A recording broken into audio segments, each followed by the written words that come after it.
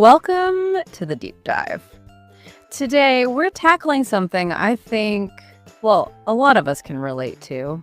It's that feeling, you can write a pretty decent email in English, maybe understand an article, but then you open your mouth to speak and it's like, something just freezes up. There's this hesitation. Oh, absolutely. It's a really common thing, that kind of writing, speaking confidence gap.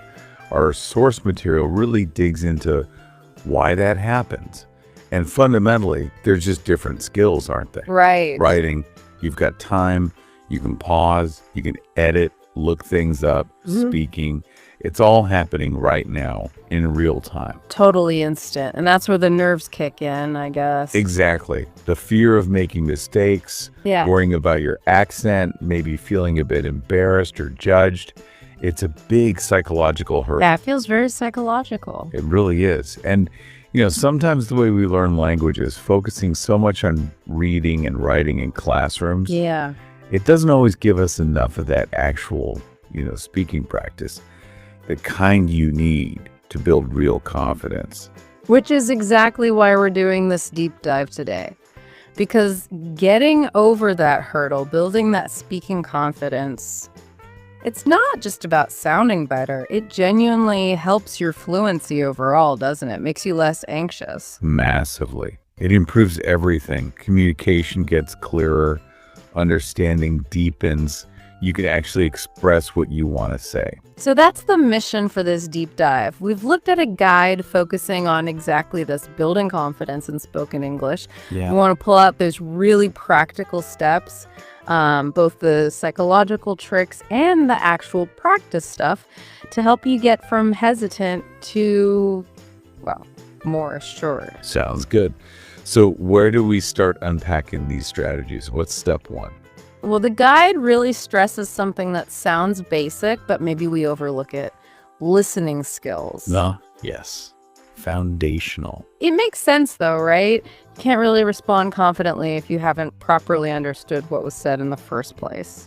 Precisely. And it's much more than just catching the words. It's about tuning your ear, listening for how people actually pronounce things, the rhythm, the intonation, the musicality of speech. Musicality, I like. Yeah, how the voice goes up and down. It carries so much meaning beyond just the words themselves. Think about asking a question versus making a statement. Okay, yeah. And the guide mentioned something called shadowing. What's that about? Shadowing, right? It's a really active technique. You basically try to repeat what you're hearing almost at the same time. Like immediately after. Pretty much, yeah. Yeah. You're mimicking the speaker, their pronunciation, their speed, their intonation as closely as you can. Sounds challenging, but potentially really useful. It is. Great for tuning your ear and your mouth to the sounds and flow of English. Try it with, like, shortcuts from podcasts or the news, something clear. Okay, so sharpen the listening, maybe try some shadowing. What's next on the confidence building list? Vocabulary and phrases. Having the words you need right when you need them. Right, nothing kills confidence faster than searching for a word mid-sentence. Exactly. That hesitation breaks your flow. So building up your active vocabulary, especially common conversational phrases, is key. So not just single words, but chunks of language. Definitely. Things like different ways to greet people, how to ask for clarification politely, how to agree or disagree smoothly, stuff you use all the time. And how best to learn those. Flashcards, apps. Those can help, yeah. Apps like Anki are good for drilling. But the really crucial part the guide emphasizes is using them. Practice saying the new words and phrases out loud in full sentences. Get them into your active spoken toolkit. Activate the knowledge. Got it. Okay, now the guide hammers home the need for regular speaking practice. Obvious? Maybe. But why is it so crucial for confidence specifically? Because confidence comes from familiarity, doesn't it? The more you do something, the less scary and more automatic it becomes. like learning to drive. Yeah. At first, it's terrifying. You're thinking about every little thing. Then with practice, it just flows. Speaking's the same. Regular practice makes it less of a big mental effort and more natural. It rewires your brain a bit.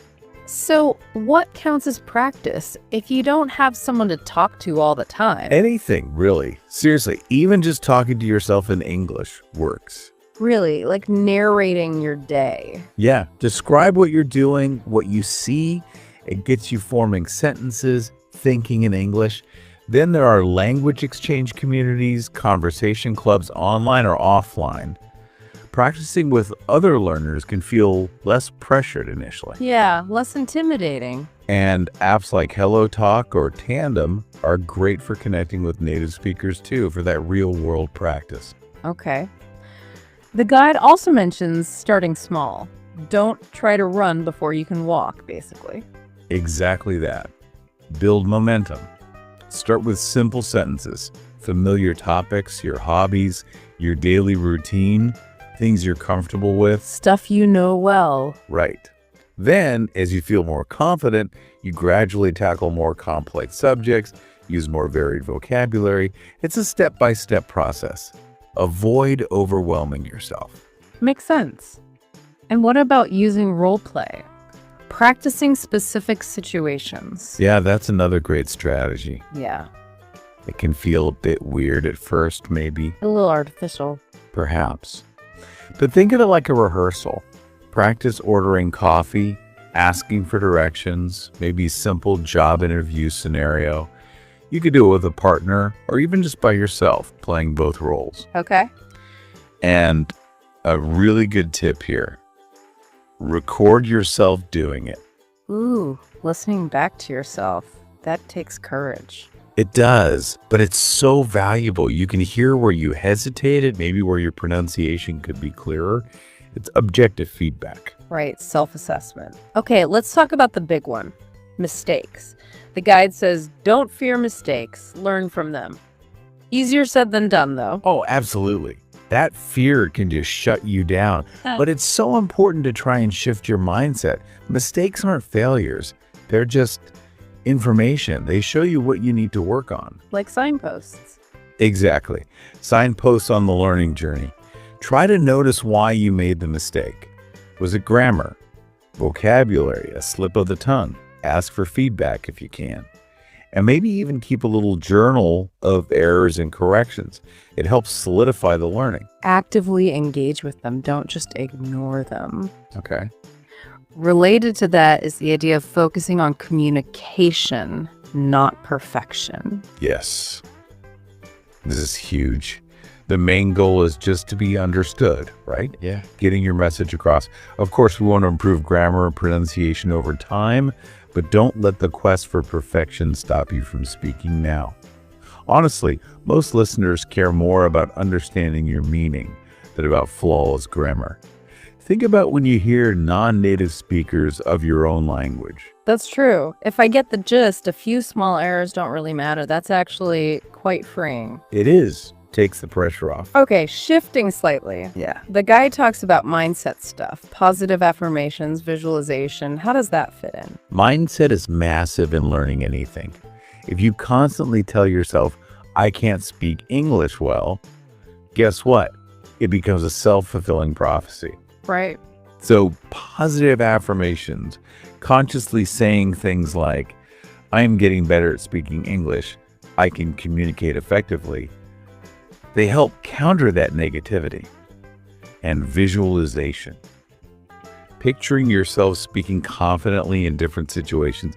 It's like mental rehearsal. It primes your brain for success. Interesting. Like training your brain.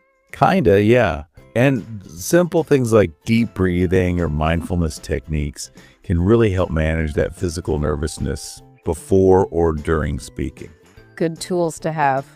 Okay, and then the ultimate practice, engaging with native speakers, can feel like the final boss for some learners. It can feel like a big leap, for sure. Yeah. But it's where you get that truly authentic practice. You hear the natural flow, the idioms, the rhythm. How to approach it. Look for opportunities, language meetups, online partners, maybe a tutor on a platform like italki. And the key thing is, try not to worry too much about mistakes. Most native speakers really appreciate the effort you're making. They're usually quite encouraging. That's good to hear.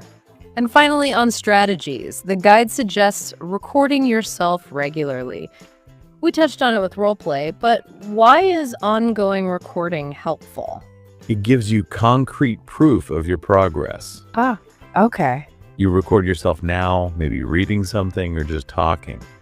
Then do it again in a few weeks, a few months. No. Listening back, you'll actually hear the difference. You'll notice improvements in your pronunciation, your speed, your fluency. It's incredibly motivating to hear that progress. Yeah, tangible evidence. And you can celebrate those little wins. Exactly. It boosts your confidence to keep going. Okay, that's a great set of general strategies. Now, let's maybe tackle some specific roadblocks learners often hit, like the fear around accent or pronunciation. That's a big one. Huge one. But here's the thing the guide points out. Everyone has an accent. Even native speakers vary hugely. True. Your accent is part of who you are. The real goal isn't to sound like a specific native speaker. It's clarity. Can people understand you easily? Focus on being clear. Right. And there are tools for that. Pronunciation apps like Elsa Speak, websites like Forgo where you can hear words pronounced by different native speakers. Practice the specific sounds you find tricky. Slowly, repeatedly. It makes a real difference to clarity and therefore confidence. Okay, so clarity over accent imitation. Good advice. Another common issue, limited speaking vocabulary. You might know words when reading, but they don't come out when you talk. Yeah, that passive versus active vocabulary issue. The guide suggests learning words in themes or topics. Like all the words for food or travel. Exactly. It helps group them in your mind, making them easier to retrieve. Also, practice using context when you're listening to guess words you don't know, and learn the skill of paraphrasing. If you forget a word, don't just stop. Talk around it. Use other words you do know to explain what you mean. The ability to circumlocute. Keep the conversation flowing. That's smart. Very useful skill. What about the challenge of thinking in English, when your brain keeps translating from your native language? That's a sign you're still building those direct English pathways in your brain. The trick is to consciously practice thinking in English more often. Ow. Start simple. Mentally label things around you in English.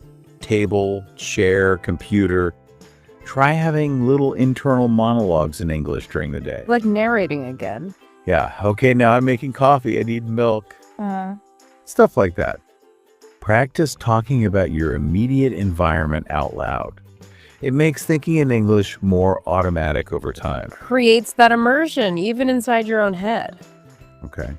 And finally, what about just freezing up? Getting nervous mid-sentence, losing your words. That happens. The key is having strategies ready. First, it's okay to pause. Don't feel you have to rush. Take a breath. Calmly pausing. Exactly.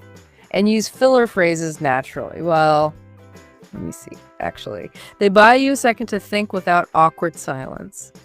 And those breathing exercises we mentioned, practicing them regularly helps you stay calm under pressure.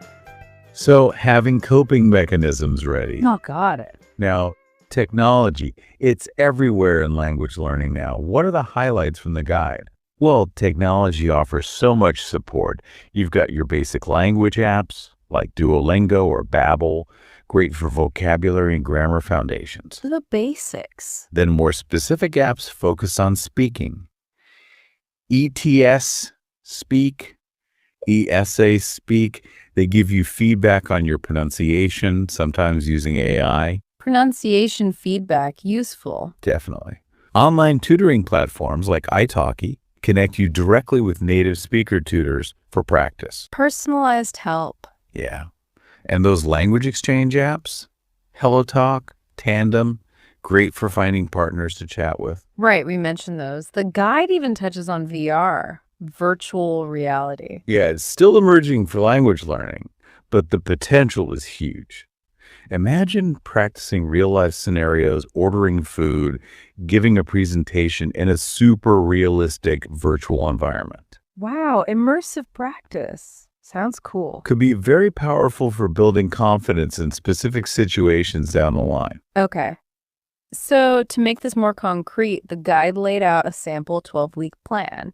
Can you give us the quick version? What does that progression look like? Sure, it's all about gradual steps. Weeks 1, 2. Focus heavily on listening, maybe start shadowing. Practice simple self-introductions. Start gentle. Weeks 3 to 4.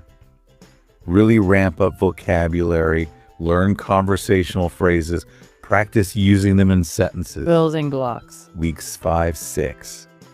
Dedicated pronunciation work, recording yourself, focusing on difficult sounds. Nail down the sounds. Weeks 7, 8. Bring in role-playing scenarios, practice those situations, review recordings. Apply learning. Weeks 9, 10. Actively seek out speaking practice with others. Join conversation groups. Use those language exchange apps. Did interactive. And weeks 11, 12. Maybe try slightly more challenging things like preparing a short talk on a topic and really reflect on your progress over the whole period. Seems like a solid structure. It really shows it's a journey, not a quick fix. Exactly. And the guide stresses that everyone's journey is different. Your pace is your pace. Some things might click faster than others. That's okay. The absolute key thing is just don't let the fear stop you from trying. Don't let mistakes silence you. Keep speaking. So wrapping this all up, what are the main things listeners should take away from this deep dive on building spoken English confidence? Okay, I'd say, first, understand why speaking feels different from writing and acknowledge those mental barriers. That awareness helps. Second, practice consistently. Speak, speak, speak. Even to yourself, it all counts. Practice is non-negotiable. Third, change your relationship with mistakes. See them as feedback, not failure. Focus on being understood, not being perfect. Communication over perfection. Right. And finally, use the resources available. Apps, websites, communities, partners, tutors. There's so much support out there now. Fantastic summary. It's clear that building this confidence is, it's partly about language skills, but so much is also mindset and just doing it. Precisely. Putting yourself out there bit by bit. So a final thought for everyone listening. Just take a moment to think about what could open up for you personally, professionally, if you felt more confident speaking English. What new connections could you make? What opportunities might arise? And based on everything we've discussed, what's just one small thing, one manageable step you could take today or maybe this week to move just a little bit closer to that goal? Maybe it's downloading one of those apps we mentioned. Maybe it's just saying hello in English to someone online. Or recording yourself saying a few sentences. Whatever it is, however small it seems. Take that step. Every little bit of practice, every attempt builds that confidence over time.